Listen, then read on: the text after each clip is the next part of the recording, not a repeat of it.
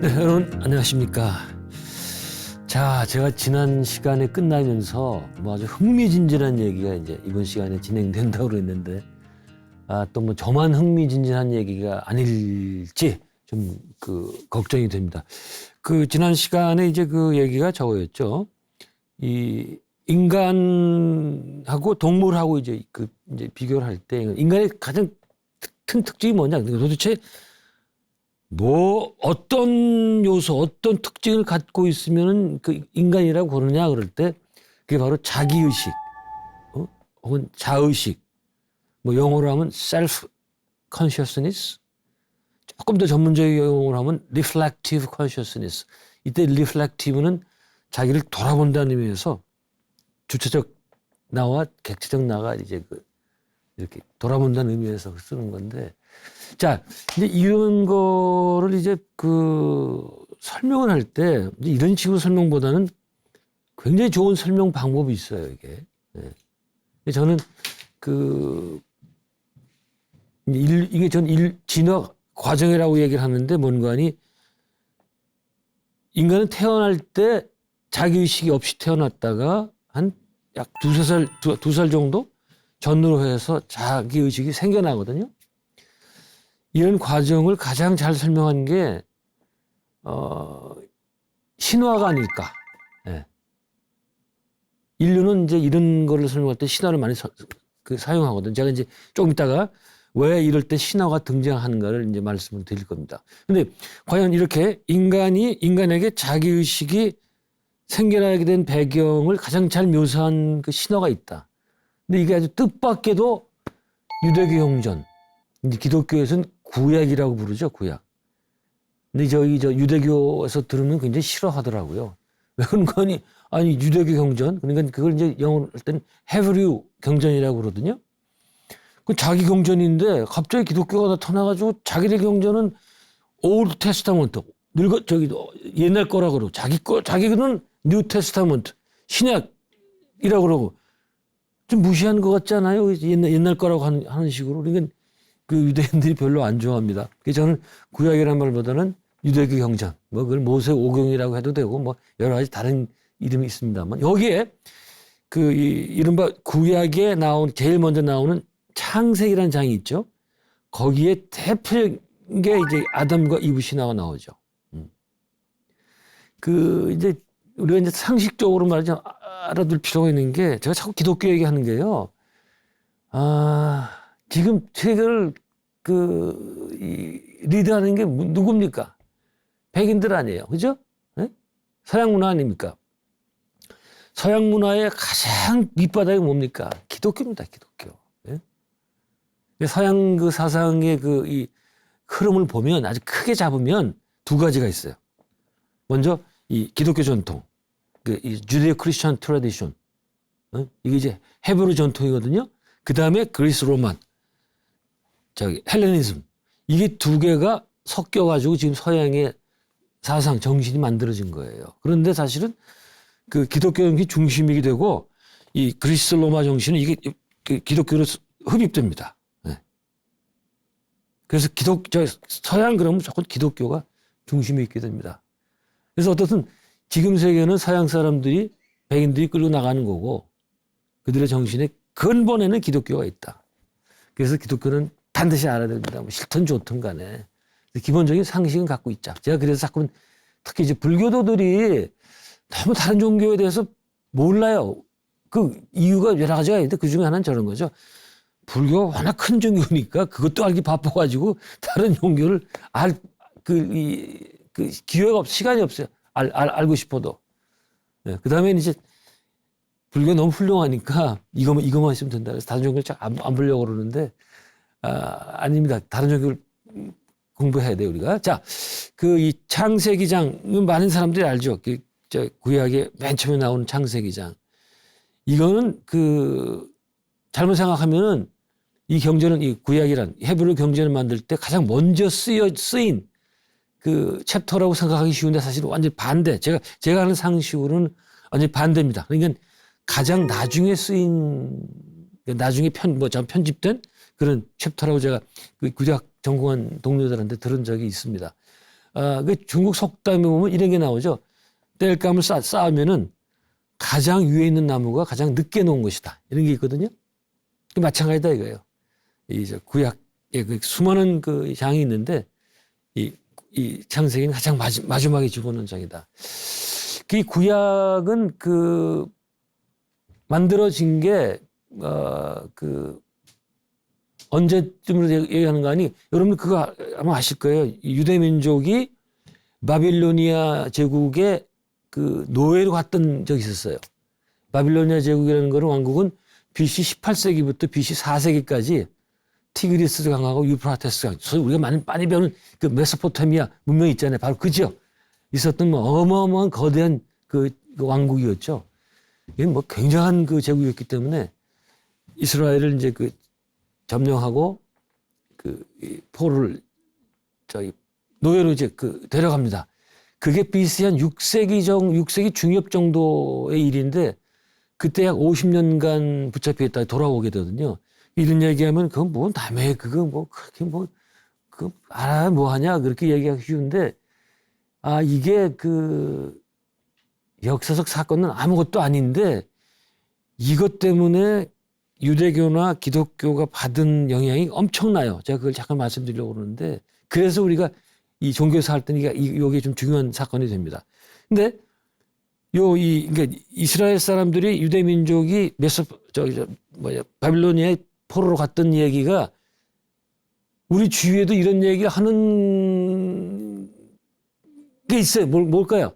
여러분 잘 아는 그 오페라 나부코라는 거 아시잖아요. 거기에 노예들의 합창 따라란 따라란 따라리리리 이게 바로 그 붙잡혀 갔을 때 이 유대 사람들이 부르던 노래예요. 그다음에 그 보니엠이라는 그 재미난 그 그룹이 있었죠. 그 독일 그룹인가 그 좀 이상한 그룹이 있었어요. 그 친구들이 불렀던 The Rivers of Babylon이라는 노래가 있어요. 이거 모르시더라도 제가 노래하고 금방 알 거예요. By the river of Babylon as we sat down 아시죠 이거? 네. 이걸 우리나라 코미디언들이 뭐 다들 이불 개고 밥 먹어 뭐 이런 식으로 개사해서 부른 그런 노래 있는데 이것도 바로 바빌론 강가 그러니까 아마 유프라테스 강이겠죠. 거기 강가에서 눈물 흘리면서 빨리 이제 돌아가고 싶어서 자이언 히온산 지금 그 이스라엘 사람들의 정신을 자이언니즘이라고 그러잖아요. 그 히온산 중심으로 해서 그게 이제 하나의 중심산이 되고 그 길로 돌아가고 싶은 그 이스라엘 사람들 그 정신을 자이언니즘이라고 그래서 만들어낸 게 지금 이스라엘이에요. 1940년대 중반에 어쨌든 이런 바로 이때 그 이스라엘 유대 사람들의 그 노예 생활은 지금 우리에게도 지금 바로 가까이 와 있다. 자, 이게 사건이 중요한 이유는요. 이때 그 바빌로니아 그 왕국에서는 조로아스터교라는 이제 종교가 이제 유행하고 있었는데 이 조로아스터교가 또 이게 또 종교사에서 또 인류사에서 또 재미납니다. 이게는 지금 현재에도 남아 있기는 있어요. 여러분 혹시 배화교라고 들어보셨죠? 그 뭐 동굴 속에다 방이 있고 뭐 거기 이제 그 불을 한 방 하나에다가 불을 놓고 불을 숭배한다 뭐 이런 그런 얘기가 있습니다. 그래서 이 조로아스터교를 번역할 때는 배화교라고 그러는데 불을 숭배하는 건 아니고요. 여기 이제 조로아스터는 여러분 아시는 조로아스터는 모르겠지만 자라투스트라 이건 들어보셨죠? 그 유명한 그 니체 이 책이 있었잖아요. 자라투스트라는 이렇게 말했다는 책이 있죠.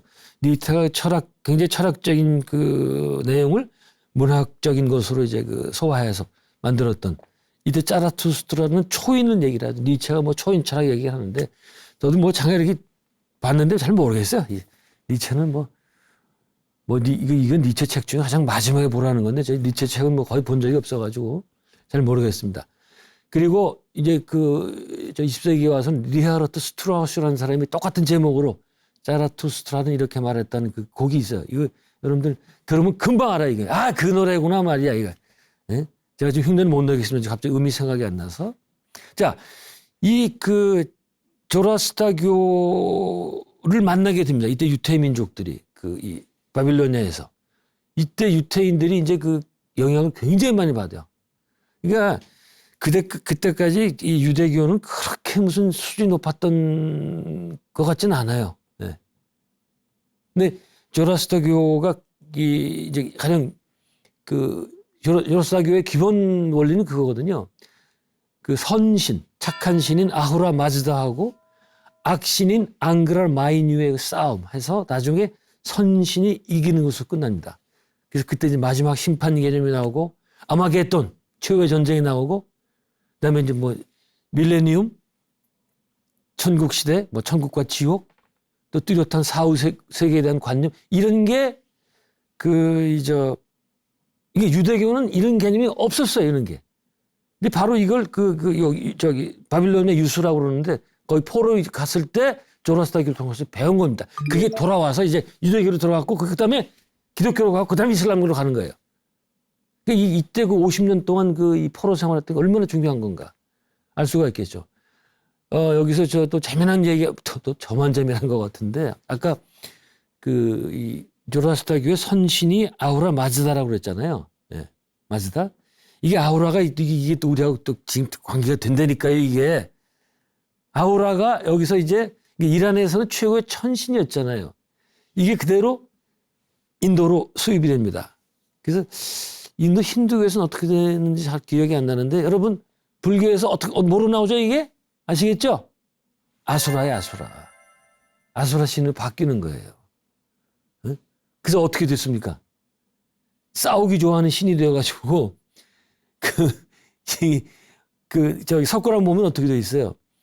이 부처님 불상이 있고 옆에 쭉 이제 뭐 제자들하고 보살들 뭐 범신 뭐 있고 저기 문간방에 8명 있죠. 금강 역사 바로 앞에 거기에 8명 신 중에 하나가 아수라예요. 그러니까 경원 같은 거 좀 재밌게 얘기하면 그렇다는 얘기죠. 그래서 이 천신은 이란 쪽에서는 말이죠. 최고의 천신으로 대접받다가 인도로 들어오면서 이게 제가 이 커테이션 신수 조졌다 막 이렇게 제가 한 얘기를 합니다. 근데 그렇게 돼요. 신들이 서로 왔다 갔다 하면서 각 문화에서 대접받는 게 좀 달라집니다. 어떻든 이렇게 선진 문물을 많이 배우고 와서 썼던 경전이 바로 창세기경이었다. 그래서 창세기경의 시작이 가장 중요하거든요. 거기 보면 이제 세상을 시작할 때 어떻게 시작하느냐, 어떤 상태냐. 이게요, 불교에서는 그다지 관심이 없는데 이에 대해서는. 도대체 이제 종교에서는 뭔가니 이 세상이 어떻게 생겨났냐 말이야, 이게. 예? 이게 굉장히 중요한 주제예요. 예? 없다가 있다고 그러니까. 세상에 있잖아요. 이거 설명을 해줘야 돼. 여기서 이제 창세기경에서는 이 두 가지 설로 설명을 하는데 처음에는 아무것도 없는 무에서 야훼가 하나님이 이 세상을 창조했다 이러거든요. 이거 벌써 굉장히 형이상학적인 설이 된 거예요. 이 정도 같은 게 분명히 저기 조라스터교에서 많이 배운 게 틀림없어. 제가 많이 보진 않았는데 이렇게 아무것도 없는 데에서 뭘 창조해놨다. 상당히 발전된 이 창조 개념입니다. 혹은 또 두 번째 설은 물 위에 하나님의 영, 뭐 생명의 기운 같은 게 다 설에 있었다는 거예요. 여긴 벌써 조금 좀 초디죠. 왜 그러니 물은 있었어요. 근데 야훼가 있고 말이야. 물은 있거든. 이 물은 어디서 왔는지 설명을 또 안 해. 예. 근데 거기 생명이 또 뭐 재밌는 게 생명의 기운이 다 서려가지고 거기에서 야훼가 뭐 비싸있으라 그랬더니 빛이 확 나오고 말이죠. 이랬다는 거 아니에요. 그래서 7일 동안 창조했다고 말이죠. 이런 얘기인데 이런 걸 보면은 기독교 창세기의 이런 챕터가 얼마나 정리적으로 수준 높은 개념을 갖고 있는지 알 수가 있습니다. 자, 그런데 여기서 제가 신화 얘기인데 이 신화를 대할 때 가장 주의할 점이 있습니다. 뭔가니 내용을 있는 그대로 받아들여서는 안 된다. 그러니까 거기 이걸 사실로 생각하고 진짜 역사적으로 있었던 사건으로 생각하면 안 된다 이거예요. 근데 사람들이 자꾸 그걸 역사로 해석하려고 그래요. 모든 신화는 어떻다? 은유적이고 상징적이에요. 응? 그래서 그거를 요새 말로 하면 팩트. 그거 좀 P하고 F하고 구분 안 해가지고 팩트는 이거죠. 이 영향력, 임팩트 할 때. 이건 지금 얘기하는 팩트고. 그래서 그 이야기가 나타나고자 하는 그 이면의 것을 봐야 된다. 은유적이고 상징적이기 때문에. 제가 자꾸 지금 뭐 저쪽 얘기만 해서 그런데 뭐 한국 신화, 단군 신화를 보자고요. 여러분 단군 신화 모르는 사람은 없을 거 아니에요. 그 단군 신화를 잘못 해석해 보세요. 그 사실 그대로 해석하면 어떻게 됩니까? 진짜 곰하고 호랑이가 있고 말이죠. 그런데 그 중에 곰이 고행을 해가지고 고위 인간 여성으로 바뀌어서 천신하고 결혼해서 단군이 나오고 이렇게 믿어서는 안 되겠죠. 이때 우리는 어떻게 해석을 해야 되느냐, 단군 신화를. 과연 여기서 곰은 어떤 것을 상징하는 건지. 그다음에 곰이 그 이제 쑥하고 마늘하고 잔뜩 짊어지고 동굴에 들어갔잖아요. 근데 물론 이제 쑥하고 마늘도 이제 그것도 상징하는 바가 있는데 여기서 중요한 게 동굴이거든요. 왜 곰은 동굴 속에 들어가서 다시 나왔을까? 동물로 들어갔다 새로운 존재인 여성으로 나오잖아요. 이건 무엇을 뜻할까? 제가 지금까지 배웠던 단구신화 해석 중에 가장 제가 좋아하고 동일한 해석은 이 단구신화는 북방계 신화와 남방계 민족이 서로 섞인 것을 뜻하는 거다. 그러니까 신화라는 거는 뭔가 하니 당시 사회를 설명해 주는 거예요. 설명해 주는 거. 이 단구신화의 큰 그 틀을 보면 환인이 있었죠. 환인도 이제 불교 용어지만 그 이제 단구신화는 의련 스님이 제일 처음에 이제 발표를 했기 때문에 불교적인 용어가 많죠. 환인의 아들인 환웅이 하늘에서 내려왔죠. 이거는 뭔가 하니 북방 유목민족을 상징할 것이다. 왜 그런가 하니 북방 유목민족에서는 땅이란 건 그 의미가 없어요. 왜? 맨날 돌아다니니까. 그래서 뭐든지 올려면 하늘에서 떨어져요, 그거는. 네. 보세요. 저 아까 이제 이스라엘 얘기했지만 거기도 뭐 유목민족 같은 거거든요. 땅은 의미가 없어요. 그러니까 하늘에서 하나님이 내려오잖아. 하나님 아들이 내려오고 말이죠. 반면에 곰은 뭐냐? 곰은 이 동굴에 갔다가 새로운 존재로 태어나죠. 이게 뭐야? 이게 농경문화다. 뭐해? 농경문화에서는 이 씨앗을 심잖아요. 심어서 이제 밑에다 이게 동굴이에요, 이게. 그래서 거기서 새로운 존재로 태어나다. 곰이 마찬가지다. 이전 존재에서 이제 동굴에 들어가서 죽고 새로운 존재, 여성으로서 인간으로 태어나는 거. 이게 바로 남방 농경 문화를 대표하는 신화다. 그 대표적인 게 어디입니까? 제주도에 있는 삼성헬이에요. 아시죠? 삼성헬에서 세 구멍이 있고 거기서 부, 경씨, 부씨, 고씨, 양씨 났다고 그러잖아요. 그게 바로 전형적인 농경민족의 신화입니다. 이 얘기는 뭔가 하니 농경민족에서 나온 그 곰하고 그다음에 유목민족에서 나왔던 그 환웅하고 결합이라는 거는 당시에 한민족이 형성될 때 이 북방민족과 남반민족이 섞여서 만들어졌다는 것을 설명해 주는 거예요. 근데 그걸 이제 요즘에 어떻게 해요? DNA로 설명을 하잖아요. 한국 사람들 보면 북방계 쪽 DNA가 약 60, 70% 정도 있고 남방계 이쪽 동남아시아 이쪽 DNA가 30, 40% 있다. 딱. 기가 막히네. 기가 막혀가지고. 네? 이제 북방계 남방계 또 할 얘기가 굉장히 많습니다. 또 이게 또 얼굴 형태로 보면 다 나와요. 남방계냐 북방계냐. 근데 우리는 대충은 섞여 있어요. 저 같은 경우는 북방계가 좀 많은 거고 네. 남방계는 누가 있나? 갑자기 기억이 안 나네. 네. 고두신 같은 사람은 남방계 미녀고 채시라는 북방계 미녀고 뭐 이제 이런 얘기도 있습니다. 자, 너무 이제 옆으로 갔네요. 자, 그래서 기독교 신화를 생각할 때 웃기는 게 하나 있습니다. 노아의 방주 있잖아요. 그거를 역사적인 사실을 생각을 해가지고 진짜 노아가 나와서 참 애들 그냥 동물을 죄 끌어모아가지고 어디 배 타고 가는 거 나오잖아요. 그 영화도 나왔죠. 멜 깁슨인가 노아로 멜 깁슨 맞을 겁니다. 그 보면서 아이고 헐도 없지 그래. 이 홍수 신화는 뭔가 아니 세계 도처에서 발견되는 거예요. 인류는 그냥 아키타입, 융식으로 얘기하면 아키타입 원형인데, 우리 무의식 속에 있는 원형인데, 새로운 것을 시작할 때, 새로운 역사를 시작하든지 뭐 이런 걸 큰 에포크 메이킹, 새로운 역사를 열 때 보면 꼭 이런 신화를 만들어냅니다. 항상 물로 쓸어버려요.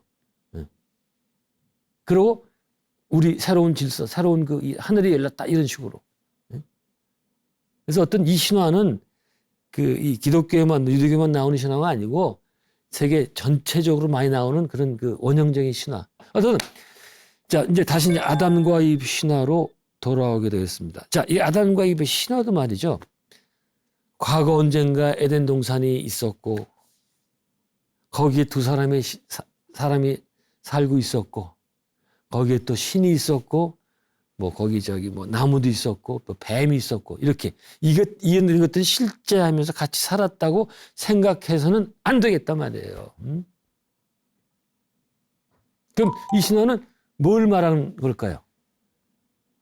놀랍게도 이 신화는 인간의 자의식이 발현되는 순간을 기가 막히게 정확하게 설명한 거다.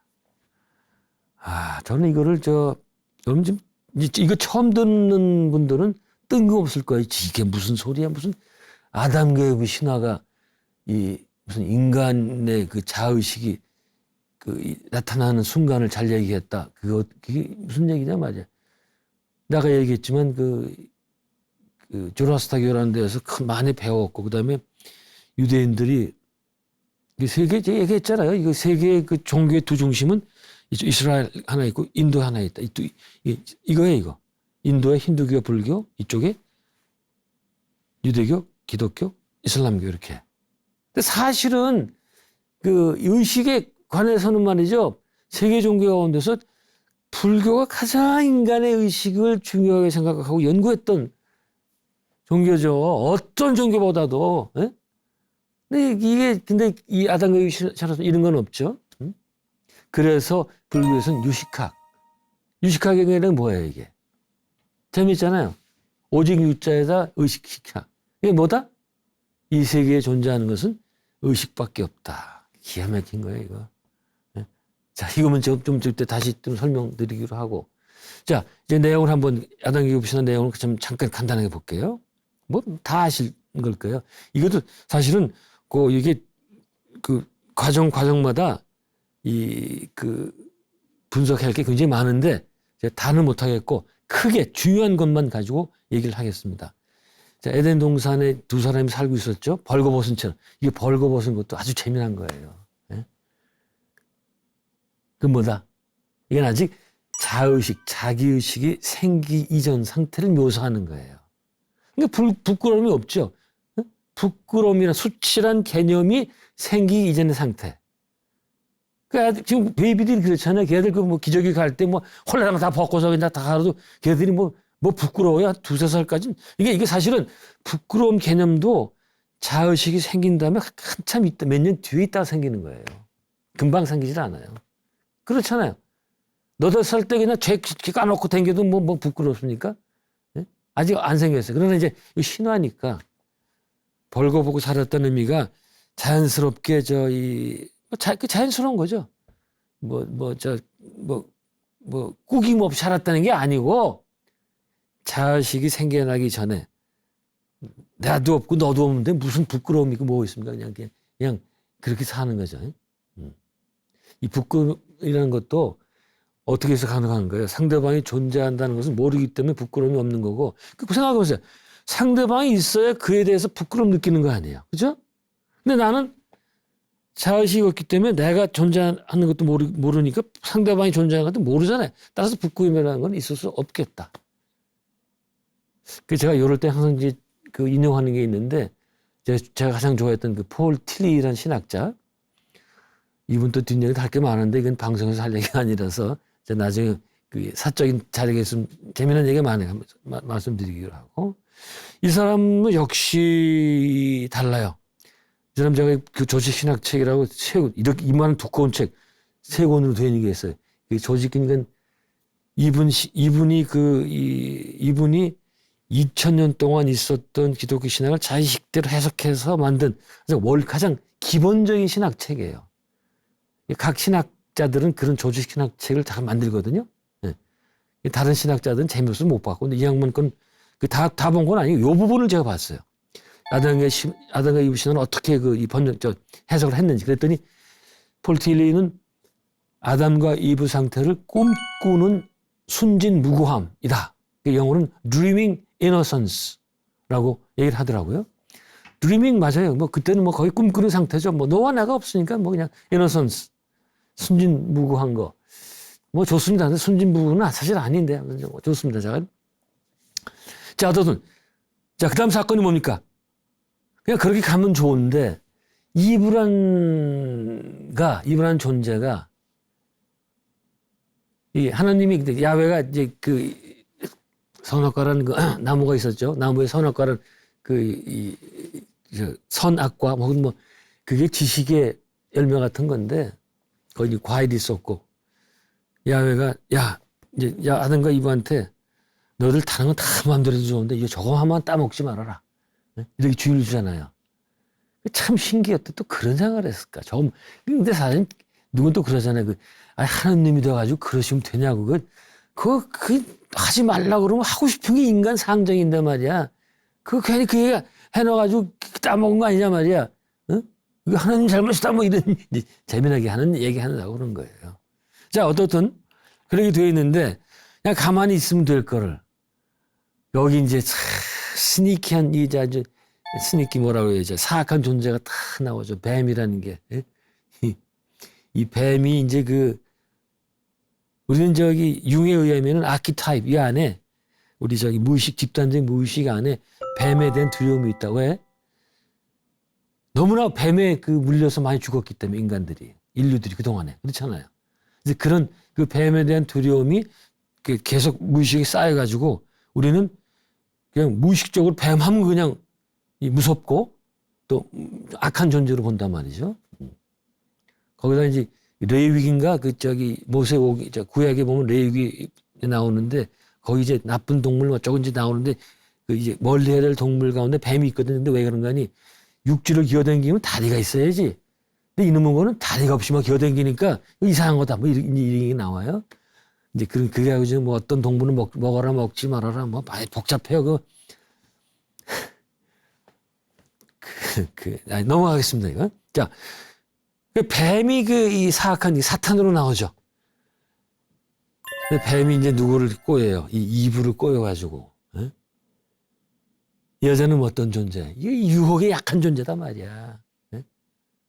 그래서 뱀이 꼬여서 야, 저거 먹으면 넌 눈이 맑아지고 모든 걸 알 수 있다. 이런 식으로 꼬여대니까 이브로 넘어갔어. 그러면 저만 먹고 말지 말이야. 왜 또 아무 죄 없는 아담을 꼬여가지고 또 말이야. 같이 먹었냐 이거야. 이게 무슨 얘기인지 아세요? 여기 사실은 제가 이건 얘기를 안 할 텐데 이건 뭔가니 당시에 이스라엘 사람들이 갖고 있었던 여성관을 얘기를 하는 거예요. 여성을 얼마나 사악한 존재로 봤고 얼마나 열등한 존재로 봤고 사실은 그때는 여자란 건 뭐다? 프로퍼티, 소유물이지 인간으로 인간이 아니었어요. 제가 아는. 그러니까 여자는 뭐다? 여성은 뭐예요? 남자는 멀쩡한데 인류를 원죄란 먹고선 하나님의 명을 어겼으니까 원죄를 저지른 거 아니야. 인류를 타락시킨 원흉이 여자란 말이야 이게. 서양의 여성 영업사가 여기서 시작하는 거야. 여기서. 또 재미난 얘기 할까요? 또 혼자만 재밌겠지만 이화여대 있을 때 동료 정현경 교수라고 있어요. 이 양반은 신학과 기독교 학과에. 양반은 아주 자유로운 개신교도였는데 너무 자유로워가지고 이제 여기 한국에서 못 견디고 미국 유니온 신학대학으로 도망갔습니다. 거기 계속 근데 거기는 참 정년이 없어가지고 아마 계속 교수 일을 하고 있는 것 같아요. 이 양반 제가 미국 가신 얘기를 들었는데 자기가 이제 여성 신학대 이런 데 나가면은 이제 유럽에 있는 쟁쟁한 여성 신학자들이 이제 와 보면은 너무 부럽대요. 체구도 크고 여성 신학자들이 크고 말도 말대로 이런 얼마나 얘기 잘하는지 몰라요. 근데 사색에서 얘기를 하는데 뭐라고 그러는 거 아니? 독일 여성 신학자였는데 자기들은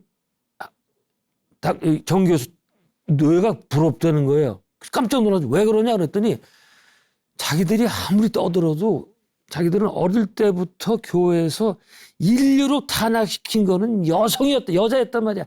그거를 듣고 자라서 이게 속에서 이 억압된 게 풀 수가 없다는 거예요. 근데 정 교수 당신은 그 정도는 아니지 않느냐. 제가 그거 놀랐어요. 그 여성 억압사가 아주 뿌리 깊었구나. 그런 얘기. 예? 근데 또 거기서 끝나는 게 아니고, 이제 사실은요, 세계 종교 가운데서 유대교, 기독교가 가장 여성 억압적인 종교였었습니다. 사실은. 그것도 상대적으로 볼 때 가장 여성 평등적인 거, 남녀 평등적인 거, 그러니까 상대적인 관점이에요. 그럴 때 불교가 가장 앞서 있었고. 그러나 지금은 아니죠. 오늘 기독교는 거긴 회개 개념이 있어요. 회개. 참회 개념이 있어가지고 잘못한 거 자꾸 고쳐나가거든. 그래서 기독교가 살아남는 거예요. 이전 19세기까지의 기독교라는 건 정말 계속 그렇게 있어서 안 돼요. 기독교는 계속 그 사람의 신학이 대단한 거는 계속 바꿉니다. 계속 바꿔요. 계속. 그래도 기독교는 세상의 여성 억압적인 종교였는데 지금은 아주 여성 우호적인 종교로 바뀌었어. 왜? 해석을 달려있기 때문에. 자, 너무 그리 갔습니다. 자, 이제, 제가 먹었어요, 이제. 아담하고 이브하고 그랬더니 눈이 밝아져가지고, 그 다음에 어떻게 묘사가 됩니까? 그들은 자신이 알몸인 것을 알게 됐다. 이런 얘기가 나오죠. 여기서 제가 영어를 좀 해야겠습니다. 영어 바이블에 보면은 they knew that they were naked. 이 정도 알아들으시겠죠? 네. 그들은 자신이 알몸 벗고 있었다는 것을 알았다. 이거죠? 여기서 naked, 알몸을 빼면 어떻게 되죠? They knew that they were. 그들을 번역하면 그들은 자신이 존재한다는 것을 알았다. 이 뜻이었나 이거예요. 이거를 제가 디모나트 교수님이 칠판에다 써놓고 말이야. 네이키드를 괄호 역할 딱 넣더라고요. 이야, 저거구나 바로. 그때 깜짝 놀랐어요. 제가 그거 지금 벌써 몇십 년 우려먹고 있습니다. 지금 이거 가지고. 근데 뜻밖에도 이렇게 해석하는 기독교 신학자는 한 명도 못 봤어. 한 명도. 응? 그래서 제가 기독교 신학하는 친구들한테 야, 너희들 전통에 이렇게 멋있는 게 있는데 어떻게 그걸 활용을 못하냐 말이야. 네? 기가 막힌 건데. 그래도 몰라. 계속 그냥 거기서 원죄를 저질러가지고 에덴 동산에서 쫓겨나서 언제나 전제나 에덴 동산 돌아가나 이런 식으로 생각하고 그건 뒤에 다시 말씀드리면 그것도 틀린 생각입니다. 자, 어쨌든 이러면서 아담과 이브는 드디어 에고 컨셉트, 자아 개념, 자기의식이 생긴 거예요, 여기서. 그렇게 이제 신화는 이야기해주고 있습니다. 이게 뭔가니? 인간이 자의식이 없다가 이 의식이 생겼잖아. 이거 사실 설명을 못해요. 네? 설명을. 우리가 지금 우주 전체 역사를 보면 설명 못하는 게 두세 군데 지점에 있거든요. 제일 뭐다? 빅뱅. 처음에 우주가 어떻게 생겨났냐? 그 빅뱅 터졌다는 거 아니에요? 네? 문제는 또 뭐예요? 그 빅뱅, 특이점, 싱귤라리티라고 그러죠? 특이점 어디서 온 거예요? 몰라요. 물리학자들 몰라. 차라리 그냥 신두개나 불교처럼 성주, 괴공 이루고 머물렀다가 깨지고 공으로 갔다가 다시 이게 맞는 얘기죠. 그 다음에 물질이 생겼죠? 여기서 생명이 나온 거. 지구를 한정해서 보면 지구는 45억 년 전에 생겼죠. 그 다음에 생명이 38억 년쯤에 바다에서 생기거든요. 그게 어디서 나왔냐? 설명 못해요. 못합니다, 이거. 생물학적인 거 설명 못해요. 그 다음에, 그래서 진화해서 유인원까지 왔잖아요. 그 다음에 인간의 그 자아의식이 어디서 왔느냐? 그 설명 못해요. 몰라요, 그거. 제가 얘기했잖아요. 다윈의 진화론에서도 그 마지막 요 갭이 있다고. 유인원인가 뭐에서 인간 그 사이에 설명 못하는 게 있다고 말이죠. 그래서 차라리 창조론이 맞다. 아니면 차라리 UFO가 와가지고 인간을 만들었다. 아니면 그게 그게 차라리 그게 더 맞을 수 있겠다. 그런 얘기도 있어요. 자, 어느 하나를 제가 택하는 건 아닙니다. 근데 어쨌든 이 신화를 놔두고서는 기독교는 제가 보기엔 해석에서 큰 패착. 뒀다고 봅니다. 왜? 그 사건을 타락이라고 봤기 때문에 해석을 갖다가. 응? 제가 말씀드렸죠. 아담과 이브는 선악과를 따먹고 그다음에 에덴 동산에서 쫓겨나죠. 그래도 기독교에서는 이걸 신께 죄를 저질러서 나가면서 쫓겨났다. 이게 바로 유명한 원죄론. 그래서 그 죄를 사하려면 어떻게 된다? 유일한 구세주 우리 예수 그리스도를 믿고 그의 공로를 받잡고 아멘 하면서 천당 가자 이거 아니에요. 이거는 왜 제가 잘못 얘기한 겁니다. 이건 신화를 은유적으로 보지 않고 은유적 글자 그대로 해석한 거다. 따라서 완전 잘못 본 거다 말이야. 자, 그럼 이 해석의 오류가 뭐냐? 거기서 죄를 지었다고 그랬잖아요. 아담과 이브가. 죄 짓는 건 뭐예요? 자의식이 생긴 다음에나 가능한 거다. 예? 근데 아담은 아직 자의식이 생기기 전이죠. 예? 그러니까 죄가 성립이 안 돼요, 거기서는.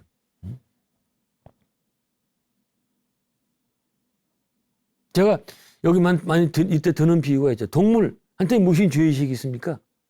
예? 동물이 무슨 죄를 저질러요? 예?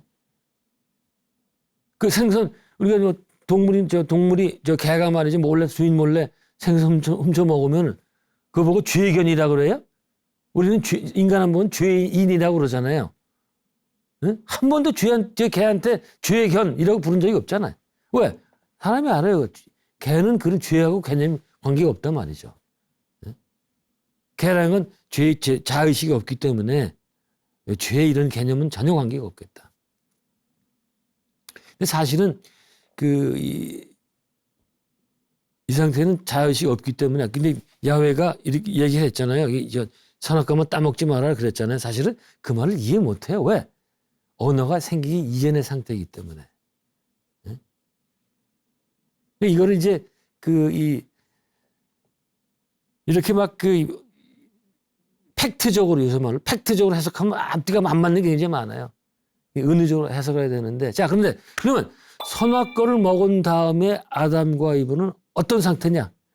타락한 게 아니라 인간이 된 거다. 인간이 거기서 인간이 자연스러운 발달 과정에서 자의식이 생기면서 인간이 된 거예요. 다시 말해서 자의식이 없는 동물의 상태에서 인간으로 진화한 것. 이거는 절대 추락이나 타락이 아니라 도약이다. 글쎄 베르그송도 엘랑비탈이라고 얘기를 했죠. 그거가 꼭 같은 건 아닌데.